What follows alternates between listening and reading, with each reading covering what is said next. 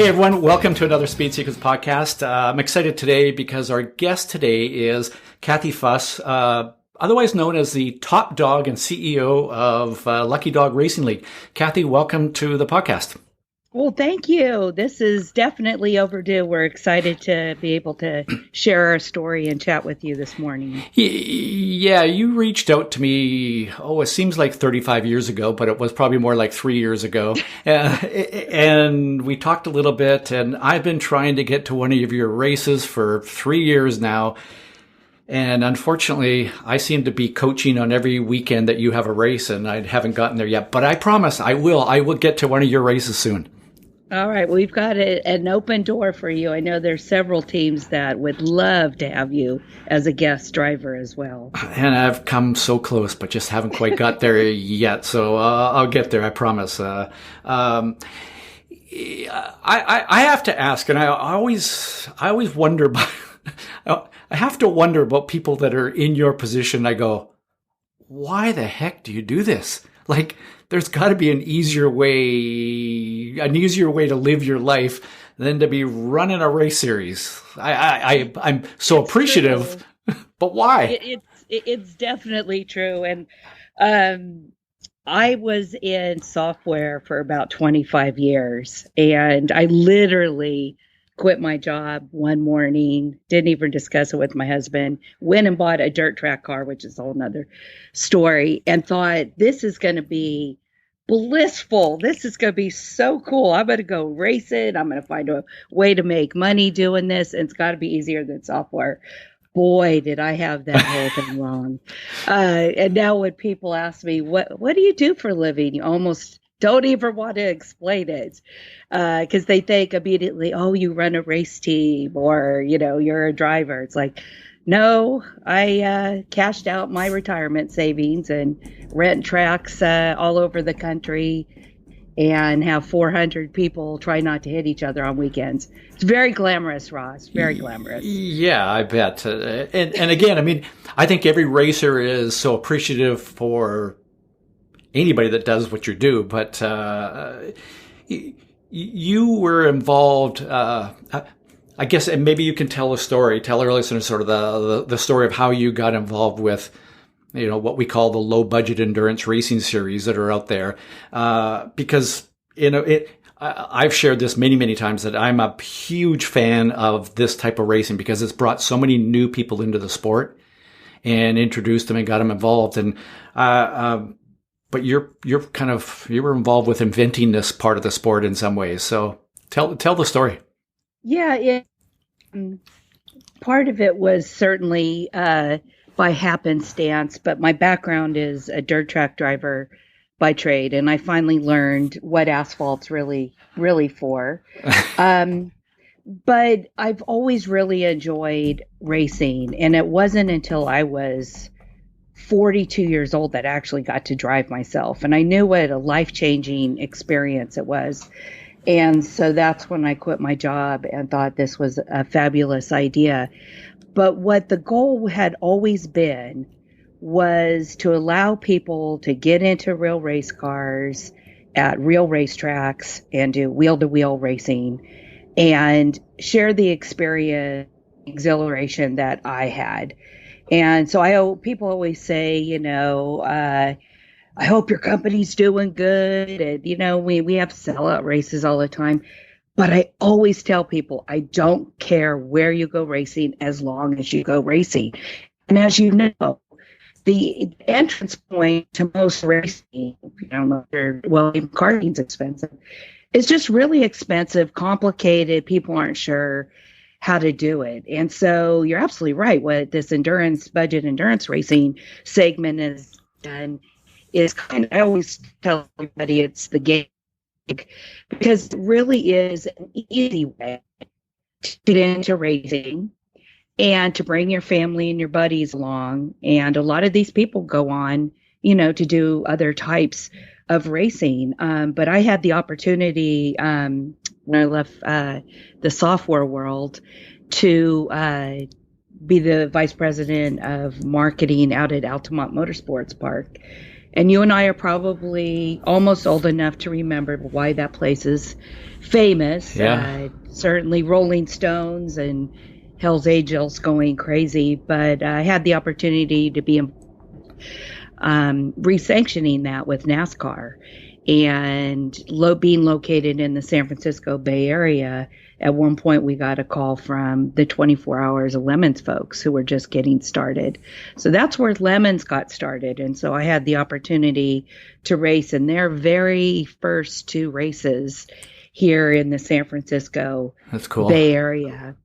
And so, when I hear people talk about, whether it's ChumpCar versus Lemons versus, we all started in the same place. So I have to really give Lemons credit for what they were able to do. And then the next generation, which was a little more focused on racing, was ChumpCar. Yeah. And I was their co-founder in 2009, employee number 2, and was their executive VP for 6 years before starting Lucky Dawg in 2015 on St. Patrick's Day.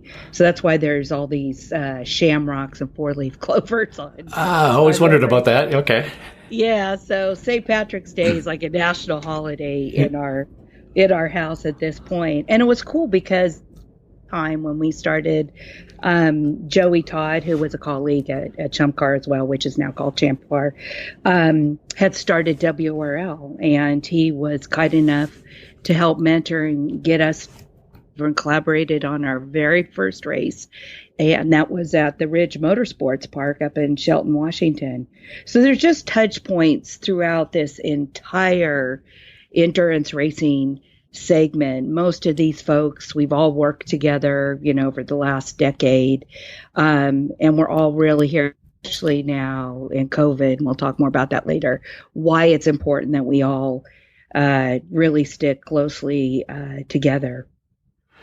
So, and you've, I was reading something that you've got like thousands of drivers that have done Lucky Dawg races.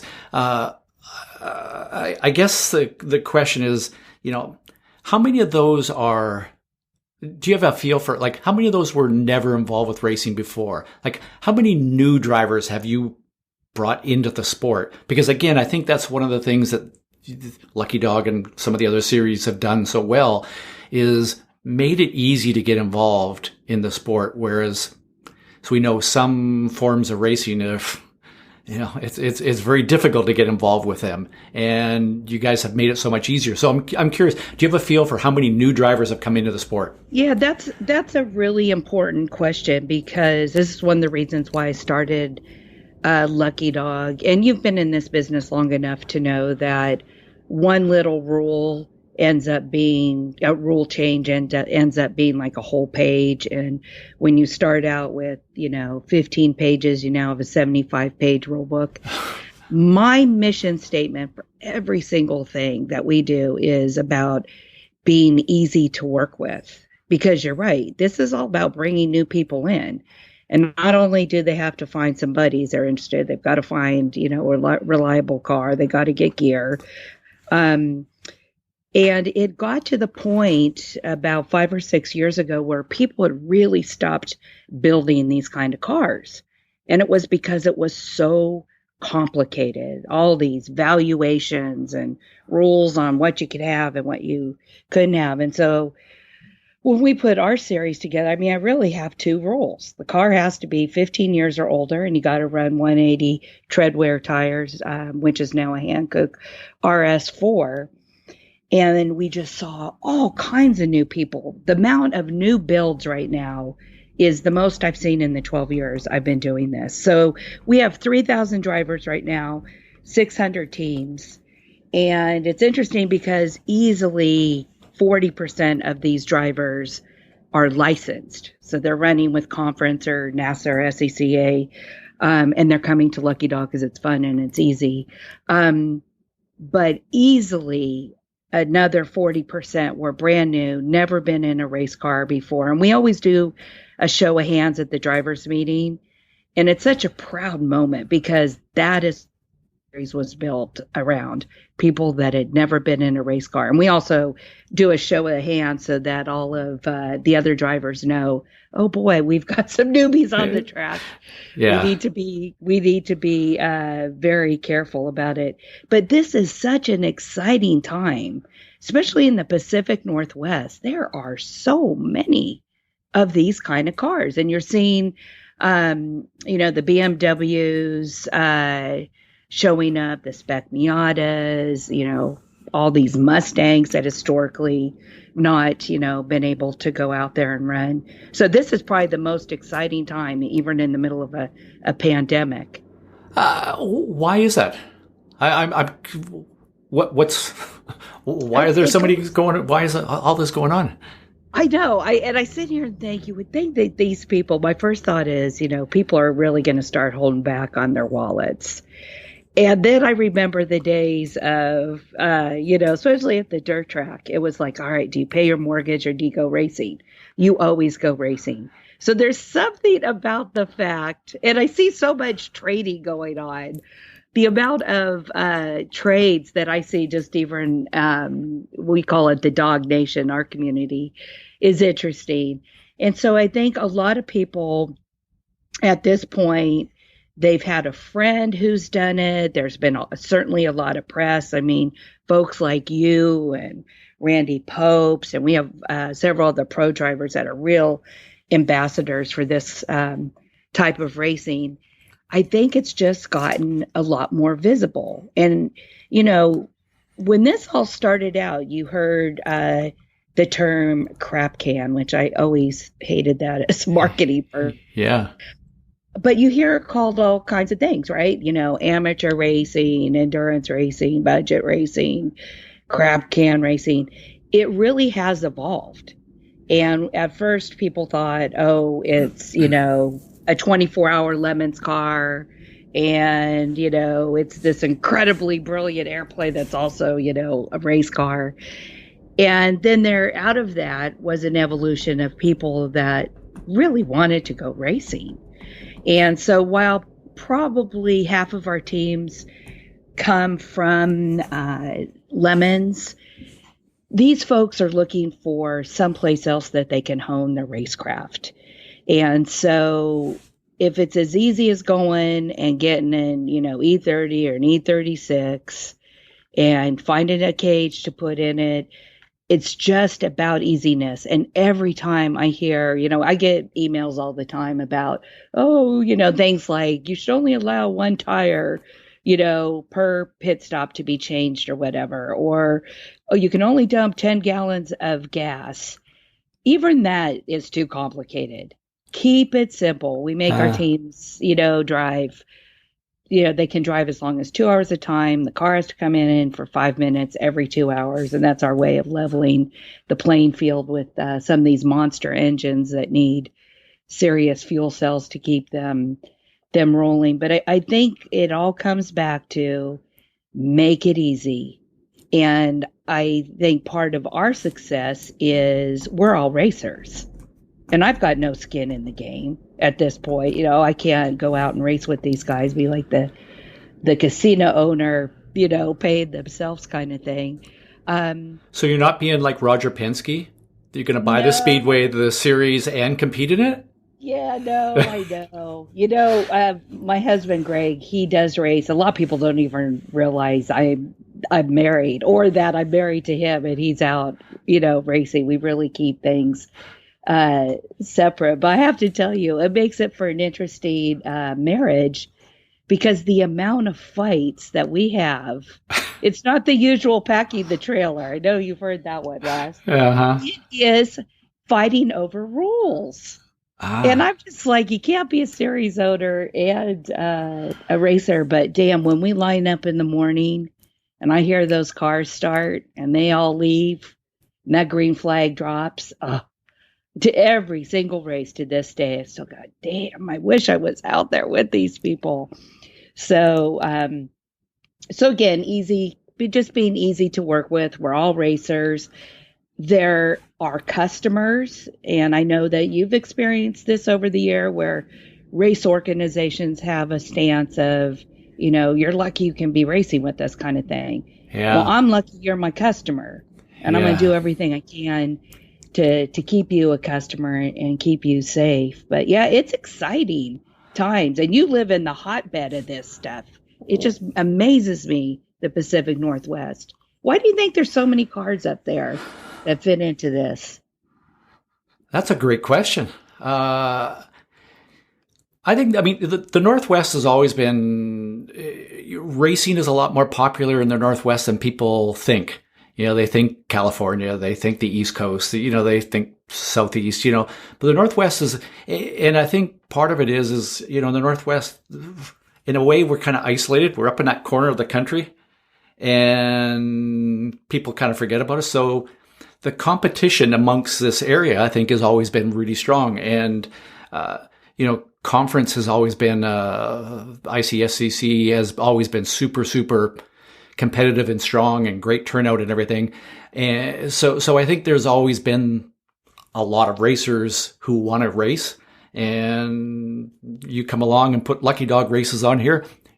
Naturally, these people are going to want to go and do it. So, I don't know, but I get around the country a lot to a lot of different tracks and see different levels of racing. And I come from an IMSA weekend, and I go to, whether it's a WRL race, an AER race, or hopefully a Lucky Dog race here real soon.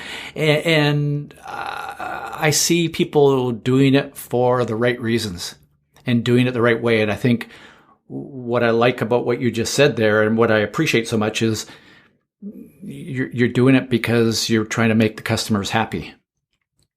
And like you said, there are some series that you kind of wonder, it's more about them than it is about the racers. Yeah, it's not it's really a simple recipe. Keep the rule book, understandable and enforceable. And don't put the competitors in the position of having to rat each other out or protest and all that stuff. And, this whole thing of, starting races with penalty laps. I mean, I feel like during the week, I just know certainly at our house, it can be a living hell between, you're now dealing with aging parents, teenagers that are finally leaving the house, spouses and jobs and finances and a pandemic now. Your weekend at the track should be so blissful. Yeah. You should be only focused on, oh crap, we left the radiator cap off, or oh crap, I need some control arms, or it shouldn't be, you're sitting in penalty boxes or arguing with officials and stuff. And I know that sounds corny. People are probably thinking, oh my God, it's like a day spa at a Lucky Dog race, but it's not. And racers, the minute the helmet goes on, I don't care if you were racing at IMSA or a Lucky Dog race, it's on. Yeah. People are competitive, and common sense kind of goes out the window. And that's one of the things, the two things that keep me up at night are certainly safety. And, as much as you can say you're a no contact series, I'm not driving their cars, and I can't proactively prevent them from hitting each other, but I can make it really painful, on the back end. And then the other thing is speed creep, which you and I can probably talk a whole nother segment on, but I hope we get to touch on that, because this budget endurance racing is so, and you've been, we're good friends with, the AER and WRL folks too. You see the cars that are showing up now. Well, it's crazy. The first WRL race I did, I can't remember, that was probably 5 years ago. And man, if somebody had an E36 BMW, it was like, whoa, look at that. And now somebody shows up with an E36 and you're like, get that thing out of the way here. And I don't mean that again, negative against an E36, because but there are Cayman GT4s and BMW M2s, and it's like, so that was kind of one of my questions I wanted to ask you was, they're getting more and more people are showing up with more and more expensive cars, and the idea in the beginning it's a real problem. And, I kind of giggle when you say, yeah, you show up with an E36 because you're kind of like, oh, poor guy, you're going to get smoked out there. But I really try to keep the series, and I keep going back to what started this, because I'm not interested in having, a bunch of $200,000 cars out running around. Yeah. I really want it to be the gateway where if you've never done this before, this is an easy place to come out and do it. And it's hard because you end up with, I probably have 6 teams right now that are really outside the spirit of my rules. But they've been racing with me, back in the ChumpCar days. They helped us get started. So they've been with me for 10 years. But there's some tough conversations that are going on right now because 95% of my business, which pays my bills, are the folks that are bringing out, a Miata, an older BMW. And we're seeing a lot more Porsches now, which always amazes me because that wasn't a very reliable car in the early days.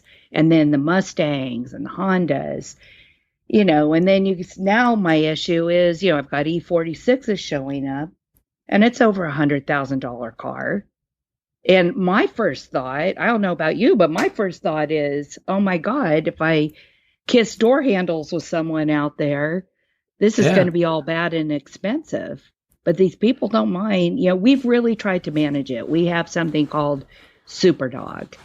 And Super Dawg means that you're either your car's too new or you brought the wrong tires or you're just clearly outside the spirit of the rules with a car that doesn't belong out there. So it's kind of a warning place. Either go home and bring dust off your E36 or this probably isn't the right place for you. But you've been in business long enough. Those 5% is where I spend 80% of my time. Funny how Seriously. that works. Yeah. Oh my God. Every week it's like some new twist that they want. And, no, this week it was about, they wanted longer races. It would really help us out if, we could do 12-hour races. Well, the Pacific Northwest, just the tracks there, the only 2 places I could run that late are probably Oregon Raceway Park and Spokane. And then racers forget about somebody has to pay for extra track rental, extra corner workers, extra safety, all those things, and makes it expensive. But yeah, the fast cars are my biggest challenge. And every race I come back and I'll get emails, one car is just way too fast. But people are reasonable. They understand. There's just a way to handle it.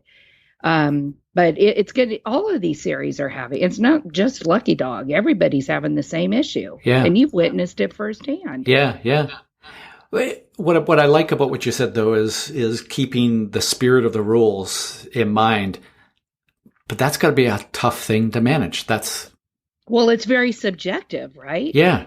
It's very subjective. And just like we have, our rule book is 16 pages, almost primarily just safety and about flags and stuff. And people are like, well, do we just brung what we run? Well, yeah, probably. Or run, but yeah, run what you brung. Probably is a good way to explain it. And so what we do on Saturday mornings, we have a 40-minute practice qualifying session, and we use that as kind of our first data point for classing cars. Yeah. And people will call and say, well, how do I build, I want to build a really solid B-class car. And there isn't a definition for that because every track is going to be different because it's all about, what track you're at, track conditions, what other cars are out there, what drivers are in those cars. So you may be a B car this time, and an A-class car at a different track that we go to. But the whole, qualifying thing is a very subjective thing as well. So we do run, I'll have to be honest, we kind of run in the gray area. And if you're a racer that needs to have black and white, where is this in the rules? Where is this in the rules? This might not be the right place. I don't want to have a rule for everything. can you be consistent with that? Like if you're able to be consistent with the spirit of the rule decisions, that's fair. People can live with that. But it's difficult to be consistent, isn't it? Or is it not? It is. Well, that's interesting because that kind of gets tied into, we do 12, 14 events a year, primarily here on the West Coast. And we're going to be heading out shortly to Charlotte. We try to do one really special race outside of our normal region, which would be West Coast, Canada, and we have a Mexico race. And being able to go to, like last year, we were in Utah. And we get emails all the time, when is Lucky Dawg going to come to the Midwest? When are we going to come to the East Coast? Part of our brand, unfortunately, and our operations, which I'm working on a little bit, is I'm too closely tied. I'm at every event, and I'm usually involved I have a great staff, but I get involved with some of, the tiebreaker kind of discussions. And it comes back to consistency. Because these drivers, they talk about women keeping lists. Men it's like, okay, 3 years ago, on the second day at Laguna Seca, you bumped me up to a B class. I mean, people remember, and they remember these cars. But the good news is that these cars run with us. I mean, most teams will run on average 4 races a year, which I think is pretty cool. Mm-hmm. So you get to know these cars. So you know who the A-class cars, the B-class cars. And when, you get classed and you don't agree with it, that's not the end of it. So there is some discussion and we watch it. And in some cases, and we don't do a lot of this, which I'm very proud of. But if you've gone out there and you qualified as a Greyhound, and then the rest of the day, you've lost some, cylinders. You're just running like a Chihuahua. We're not going to leave you out there. The whole point is to be running against like dogs. So everybody can be a top dog. So we'll move you down a class if you're having a hard day.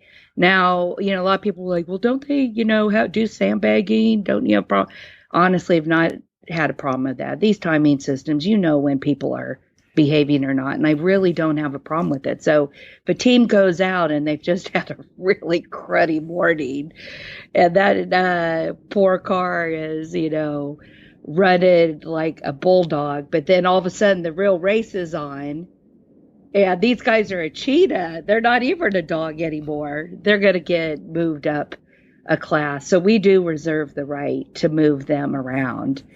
We don't do a lot of it. But you have to. You have to have that level of flexibility.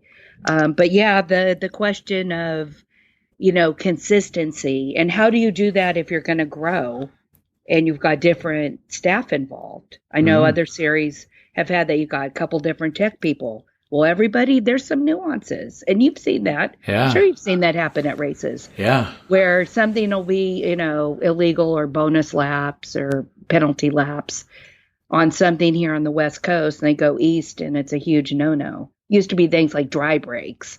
Depending on what part of the country you're in, it was either legal or not. Right. So it's a moving target sometimes, but we've worked really hard on this.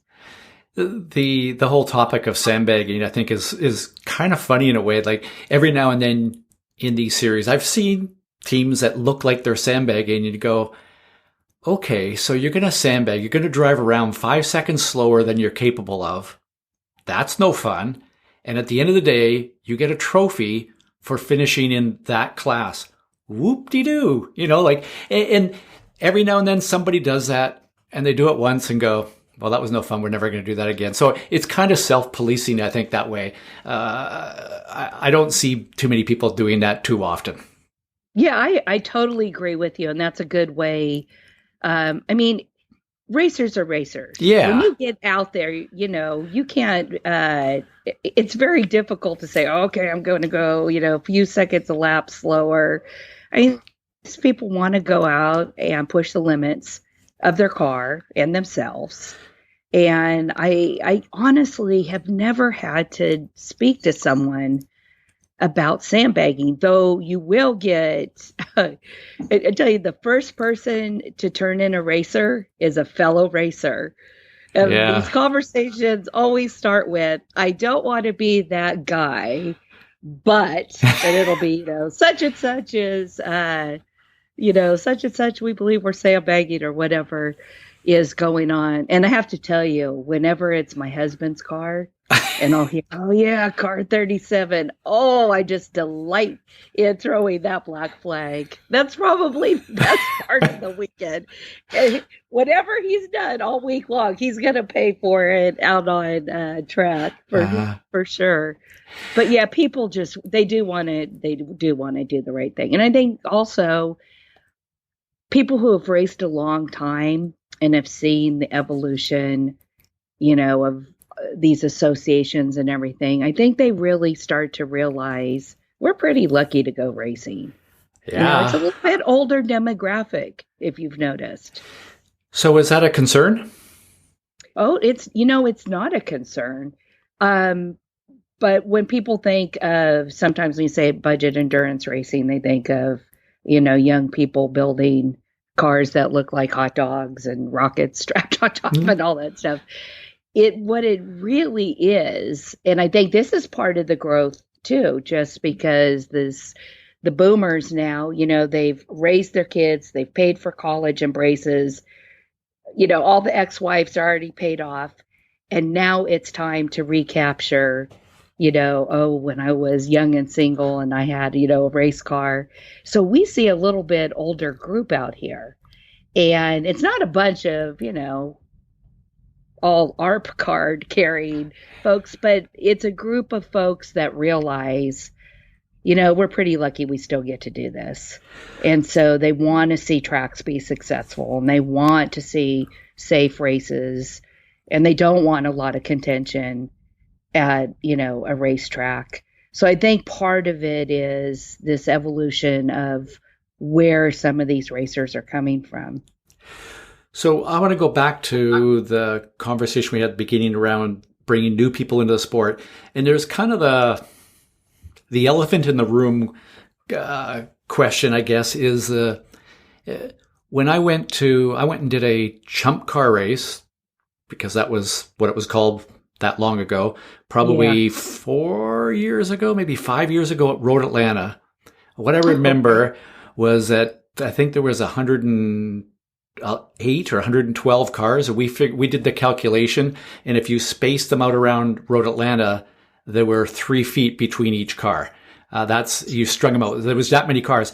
And at the beginning of the race, I walked down the turn one and I watched, and there were, I'm going to say there were 15 to 20 cars that it appeared the drivers had never been on a track before. And they had no concept of a line. They drove down the middle of the track, drove all the way around. And there was a little bit of, kind of like, is this safe? Is this a good thing? Should we be providing them with some bit of information beforehand? So I guess, and I know, some series, there are some, you have to have some amount of experience, and some it's just, if you're breathing, hop in a car and go.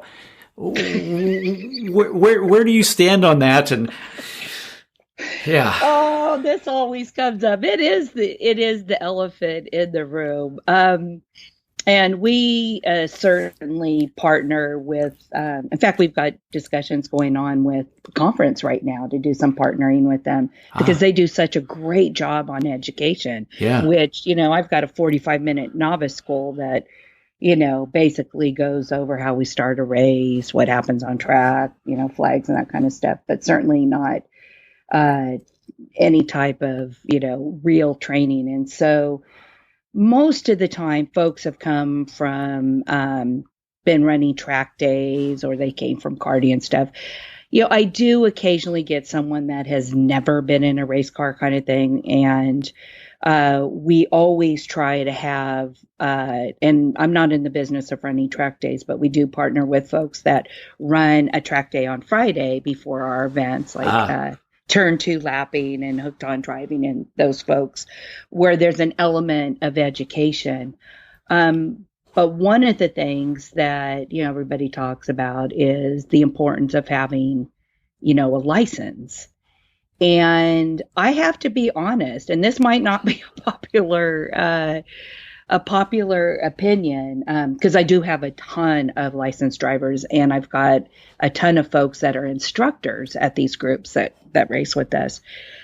But there are times that I've got a driver and I hear, oh, they're licensed, or they run, with Porsche Club of America or whatever it happens to be. And they're my most dangerous drivers. Mm-hmm. Now got, a card in their wallet that says they're a quote unquote, professional level driver. And it's kind of gives them this overconfidence. Yeah. And so what I usually see is newbies know how to stay out of trouble.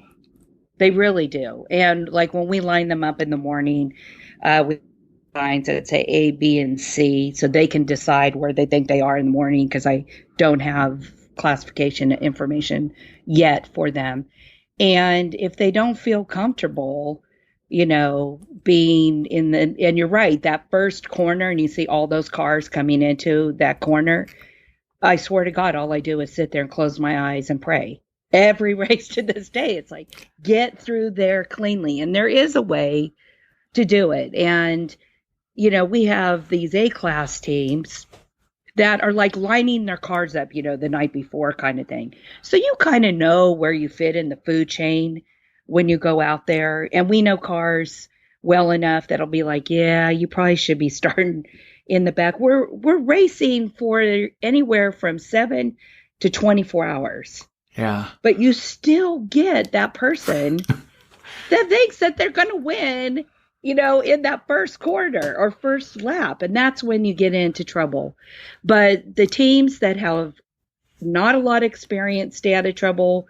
The teams that are licensed and instructors are awesome. And then I've got this middle segment that's usually a licensed driver that's just dangerous enough to be overconfident. So, I mean, if I had it my way, I would love it if we could send all of our people through, especially like in the Pacific Northwest, through, Cascade School or something like that. So that's one of the things that we're looking at. Because you're absolutely right. It is a little terrifying to think about that. But most folks do have some level of at least being out at a track day. So it's not their absolutely very first time that they've been in a race car. Well, or they're admitting to it. And I'll tell you one last thing on this subject, and they don't call me Chatty Cathy for nothing. But one last thing on this subject is Lucky Dawg has a program for the military to go racing with us, and it's called Heroes Motorsport. That's fantastic, yes. Most of them are veterans, and we've got 3 cars now, and it's just so exciting. I love this part of the business. But at a race, we'll bring through cars, and we usually have 18 veterans or current military soldiers that come drive, and they are in there for the very, very first time. And when you see them working together and going out, and kind of the evolution during the weekend of, oh crap, I don't think I'm ready to get in a race car, to Sunday, that person's out racing, it's unbelievable. I mean, we had a whole group of them at Portland. I didn't even get one black flag. Not one black flag on any of those 18 drivers. So you can put new people out there, and you just have to be respectful. The ownership is on these experienced cars, to be honest. Yeah. Well, and you make a good point of it's that middle group. I don't mean that to sound negative, though, Ron. No, I get it. But it's in aviation, they say the safest pilots are brand new pilots and very experienced pilots. It's that and it's the same thing with surgeons. If you're going to have somebody do surgery on you, you want somebody that's very new or really, really experienced. You don't want somebody in between who's overconfident and maybe not quite got the competency to go with that. So, yeah. So it's interesting, and I like your approach on that. You've also, I mean, it's so cool that you actually have sponsors now. Oh my God, we've been so incredibly blessed with sponsors. That's a really important part of the program on lots of different levels. When we talk about education, and these sponsors have just been awesome about the education piece of this. I mean, when everybody had to start going to fire suppression systems, and we're sponsored by Lifeline USA, to understand, how to use these things, how to install them, where do the nozzles go? I mean, awesome. Yeah. And then about tires, I mean, our series title sponsor is Hankook Motorsports, and, really understanding, why you run the tires you do and why they should be pressured a certain way. And we've learned so much from them. Pyrotech, one of our early sponsors, and you get these teams in the early days that would show up with a gear bag that was a hefty green garbage bag. And the suit, I know you've seen these suits. Yeah. The suit is like from the 70s, and it's still instant on it. And it's like, kindling at this point. It has no fire retardancy. And so it's been cool to be able to use these sponsors to help educate people. And they donate a lot of product. I mean, Hawk Performance this year, the amount of brakes and products that they've donated is crazy. And the way that we use this, in addition to, podium winners, but kind of our little special thing about Lucky Dog, and this has been hard during COVID, is that we feed everybody Saturday night. We throw a big barbecue, feed everybody, and we do raffles with all these prizes.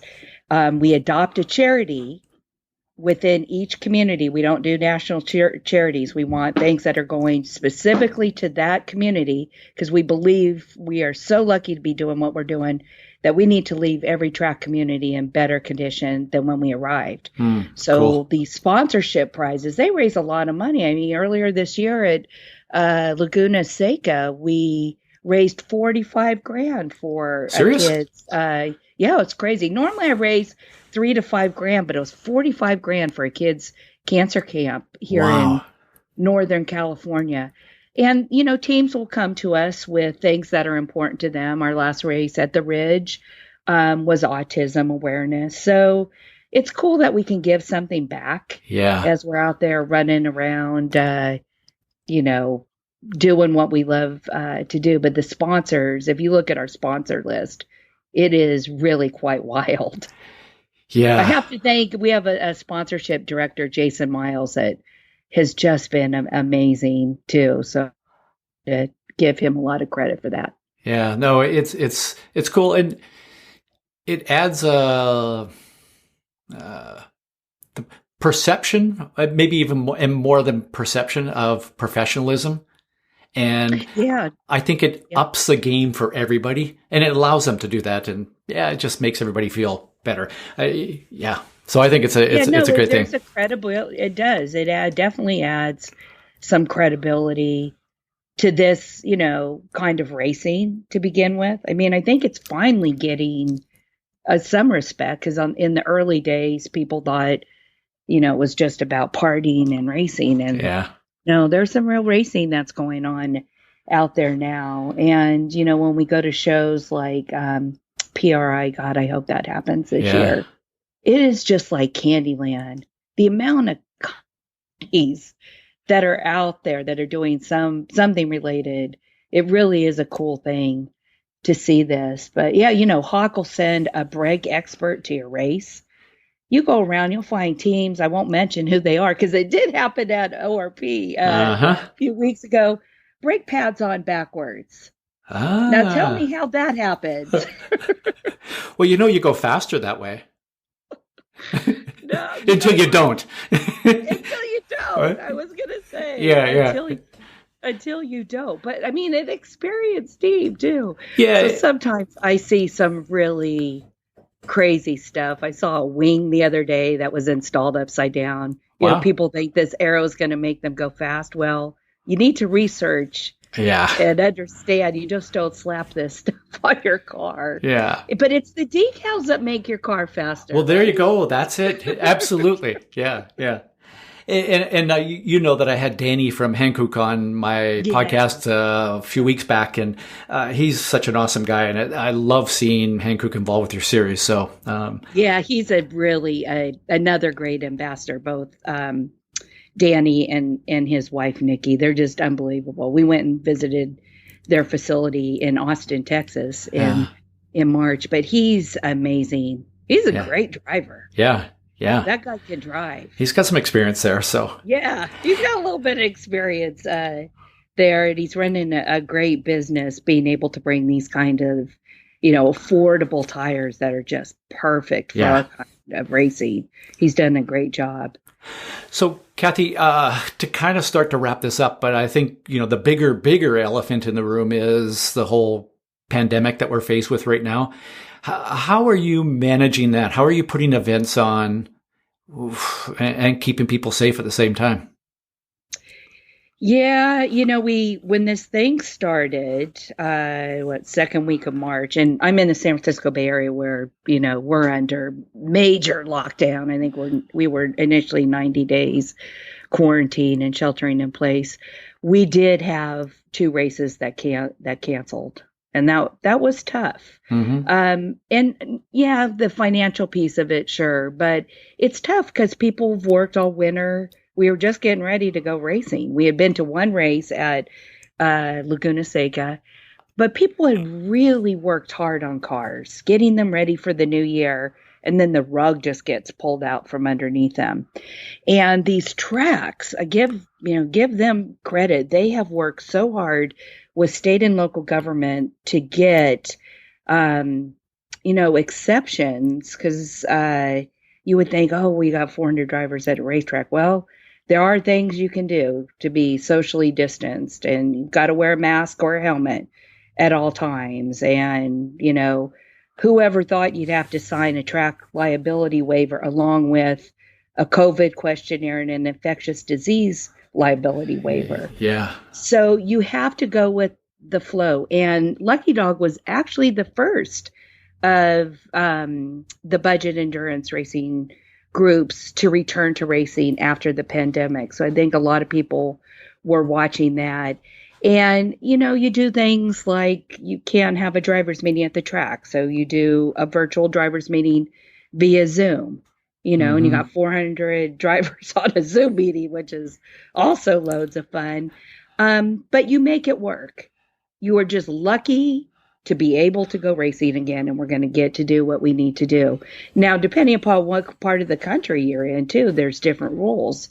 I mean, when I was in the Pacific Northwest, some cases they're taking you as you're coming into the track. And then we go to Southern California, and I won't mention the track name, but it didn't even look like there had ever been a pandemic there. Huh. So it's interesting to see what regions of the country handle things. And now, since we're kind of going through a resurgence of this virus, every day we're kind of like, oh gosh, are they going to allow us to stay open? And what a lot of people don't realize is these tracks are taking a major hit. It's one thing for Lucky Dawg to have to cancel, a couple races. It's a whole nother thing when a track cannot run for, half of a season. And so Lucky Dawg has tried to help by, doing some of our deposits for 2021 already, just to help with cash flow. And people don't realize when we finally get to go racing again full steam, those tracks need to be there. And we got to take care of these tracks. I think a lot of people look at tracks and go, oh boy, there's a way to make a ton of money. Not. Oh my God. That's a whole nother episode. Yeah, exactly. Yeah, I was going to say, it's one thing to leave a real job, with Oracle to go to build a race series, but it's a whole nother element of of risk when you are involved at the track level. Yeah. No, thank you. So, yeah. that's something you won't find me. You and I will never have that conversation. Good. Never. Yeah. So, what is your one piece of advice for drivers? You've been around a lot of drivers now, and you've done racing yourself. What is your one piece of advice, your speed secrets for drivers listening to this show? Speed secret. I always tease everybody I'm starting a bowling league. But when I think about when I got started racing and circle track racing, dirt, and I had, late model Camaro, and I think I wrecked 3 cars the first season. And one of the things, and this is going to sound really strange as my speed secret, is being able to see. Now, some of the best advice that Randy Popes gives these drivers is don't hit what you can see. Well, I realized my first season, I just couldn't see. And so a lot of these, and we get back to this older demographic. And so I went and got LASIK done, and I could see distance now. But I was not going to wear my glasses in a helmet with tear-offs.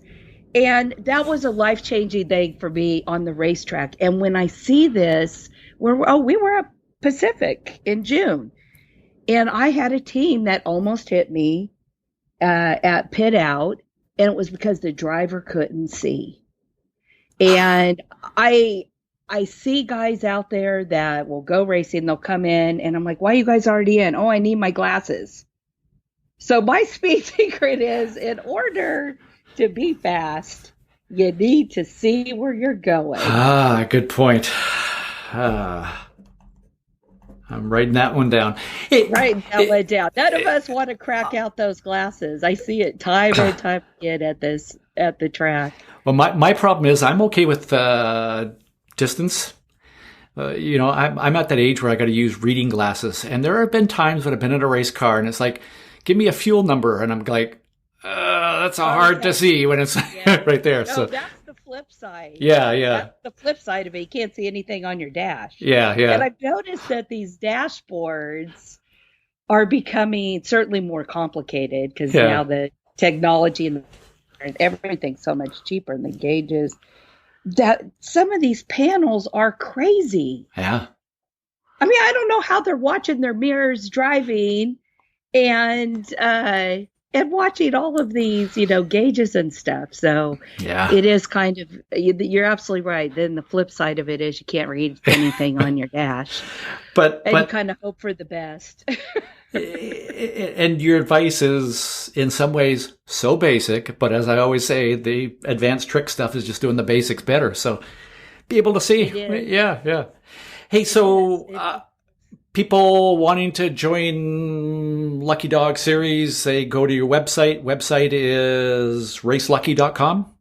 Yep, racelucky.com. And we've got a very active social media presence.